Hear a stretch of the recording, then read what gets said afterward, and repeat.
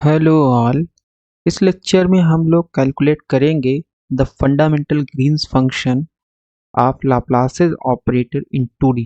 तो आपके पास लाप्लासेस ऑपरेटर क्या होता है? Del square G. जब भी लाप्लासेस ऑपरेटर ऑपरेट करेगा that will give you delta Dirac delta function rho one minus rho two. तो अगर इतना आपके पास है यानी del one square G rho one rho two बराबर delta rho one minus rho two, जहाँ पे ये जो रो है ये रो है आपका two dimensional coordinate. Rho is 2D coordinate, मतलब एक्स और वाई रहेगा केवल। Okay and so on. तो इट इज 2D कोऑर्डिनेट। तो आपके पास टू डायमेंशन में जो लाप्लासेस ऑपरेटर का ग्रीन्स फंक्शन होता है that is 1/2 pi log to the base e rho one minus rho two. So let's prove it. Proof करने का तरीका क्या है? जैसे हमने थ्री डायमेंशन में किया था। फर्स्ट कंसीडर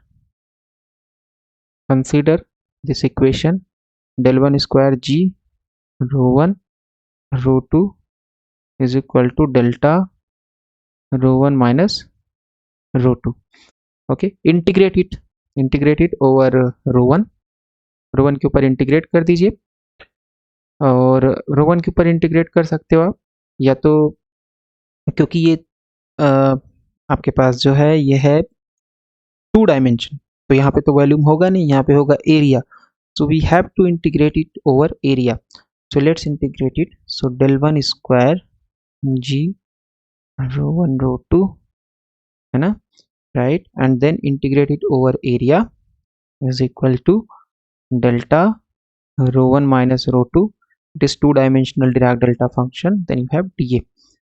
Okay, where क्योंकि dA दोनों तरफ है तो दोनों तरफ dA रहेगा। यहाँ पे लिख दीजिए where dA is area element.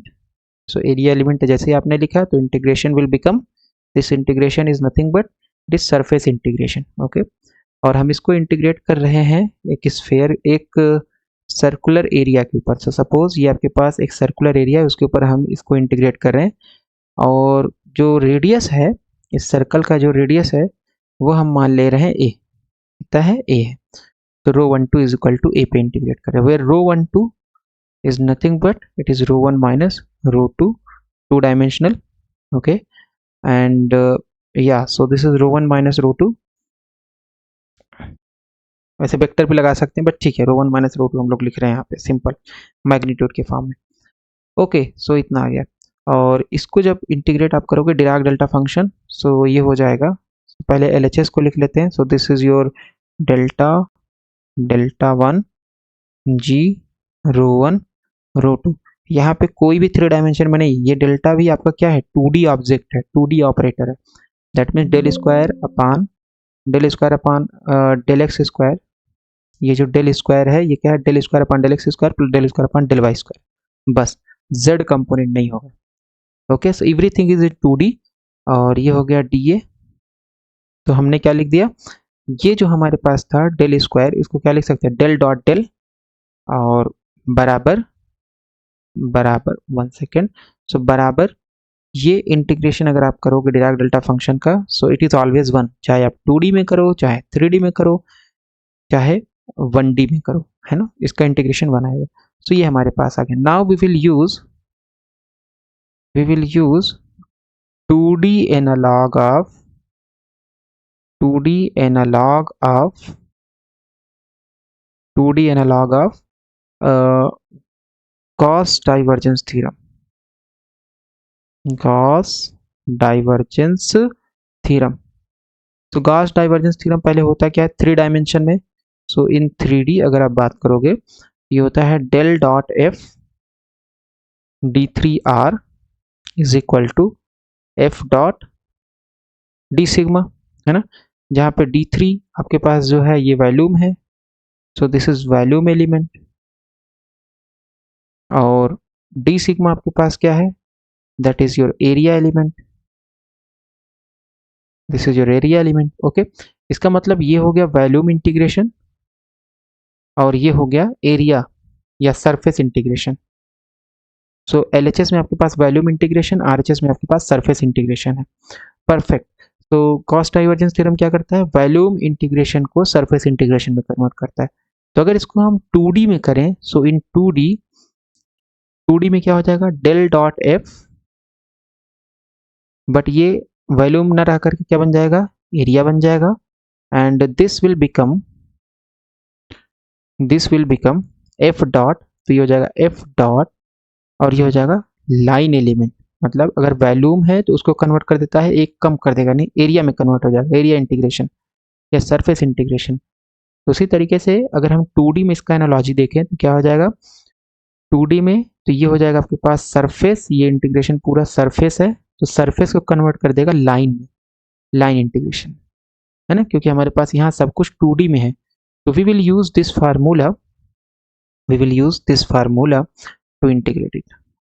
D sigma की जगह आप डी ए लिए हो, बस हो गया। आप एरिया एलिमेंट डी ए भी है, चाहे डी ए लिख दो चाहे डी सिग्मा लिख दो। तो अगर हम कंपेयर करें तो हमारे पास del dot F D A, तो this quantity is your F, तो del dot F is equal to हो जाएगा F dot D L, F dot D L.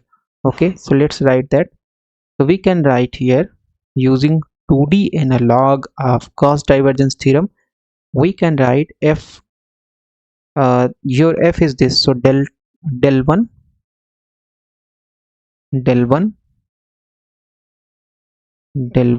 g, so let's write vector rho 1 और rho 2 का function है। then you have f हो गया dot dl is equal to, so line, हाँ line integral में convert, F dot D L में convert हो जाएगा और बराबर 1। ठीक है, इतना आ जाएगा। And this is what, this is nothing but, इसको अगर इंटीग्रेट करना चाहोगे तो इसका इंटीग्रेशन क्या होगा, तो सबसे पहले इसका डिफरेंशिएशन लिख लो, डेल डी जी, क्योंकि ये डेल ऑपरेटर है, तो ये हो जाएगा D G rho 1 2, D G rho 1 2 के बराबर हो जाएगा। And this is D L, तो पहले हमने बोला था किसके ऊपर हम लोग इंटीग्रेट कर रहे हैं, सर्कुलर एरिया के ऊपर। तो डीएल क्या है, ये छोटा सा पार्ट डीएल था, है ना। तो अगर पूरा लेंथ इंटीग्रेट करोगे so that is nothing but 2 pi ए, क्योंकि रेडियस कितना है इसका, रेडियस है ए। ओके, सो फिर से एक बार देखते हैं हम लोगों ने कैसे किया। हम लोगों ने इसको निकाला है, ये आप इसको मान सकते हो कांस्टेंट, ऑलमोस्ट कांस्टेंट रहेगा। सो डी जी अपॉन डी रो 1 2, ये पूरा बाहर आ गया, और ये डीएल का इंटीग्रेशन होगा। सो इंटीग्रेशन ऑफ डीएल, इस इतना लेंथ है, इसका इंटीग्रेशन करोगे तो पूरा लेंथ आ जाएगा आपका, पूरा लेंथ। तो पूरा लेंथ कितना है सर्कल का, that is 2 pi A, circumference of the circle. Okay, circumference of the circle, right. So इतना आ गया। और ये इंटीग्रेशन आप लोग कहाँ पे कैलकुलेट कर रहे थे, रो 1 2 बराबर ए पे, we were calculating at rho 1 2 is equal to A. So this is also rho 1 2 is equal to A, और ये आ जाएगा आपका rho 1 2 is equal to A पे। ठीक है, तो हम लोग a बराबर क्या रख सकते हैं, रो 1 2 रख सकते हैं, क्योंकि हमें इंटीग्रेट करना है। सो चाहे तो हम रो 1 2 बराबर है, लेकिन यहाँ पे रखेंगे तो फिर इंटीग्रेट कैसे होगा, राइट। सो a बराबर यहाँ पे रख देंगे rho 1 2 is equal to 1। So d g निकाल लेते हैं, वेरिएबल सेपरेबल करोगे तो डी रो 1 2 उधर चला जाएगा, d rho 1 2 upon 2 pi rho 1 2, and integrate it on both side. तो दिस इज जी हो जाएगा 1 अपॉन 2 पाई बाहर आ गया, और ये हो जाएगा d rho 1 2, and this is rho 1 2। So this is like d x upon x. तो 1 अपॉन एक्स का जो इंटीग्रेशन होता है वही इसका भी होगा। सो 1 अपॉन एक्स का इंटीग्रेशन होता है लॉग, तो हो जाएगा लॉग रो 1 2।